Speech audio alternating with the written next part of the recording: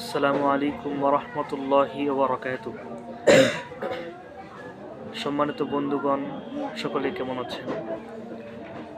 আজকে একটি বিষয় নিয়ে আপনাদের সামনে আসলাম, যে বিষয়টি হলো 5টি জিনিস জীবনে কোনোদিন ছেড়ে দিয়েন না।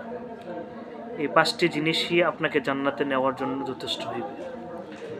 5টি জিনিস কি? সবার প্রথম যে জিনিসটি হলো, 1 নাম্বার, যে 5 ওয়াক্ত নামাজের পরে আয়াতুল কুরসি ছেড়ে দিয়েন না। 5 ওয়াক্ত নামাজের পরে আয়াতুল কুরসি ছেড়ে দিয়েন না।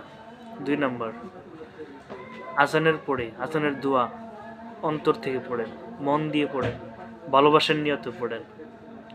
3 নাম্বার, সাইয়্যিদুল ইস্তিগফার সকাল সন্ধ্যা বেশি বেশি পড়েন। সাইয়্যিদুল ইস্তিগফার, এই ইস্তিগফারটি সকাল সন্ধ্যা বেশি বেশি পড়েন। 4 নাম্বার, এশার নামাজের পরে শয়নের পূর্বে সূরাতুল মুলক তেলাওয়াত করে তারপরে শয়ন করুন। সূরা মুলক আপনাকে জান্নাত পর্যন্ত নিয়ে যেতে পারে। 5 নাম্বার হলো, অজুর পরে, অজু করার পরে কালেমা শাহাদাত বেশি বেশি পড়ে।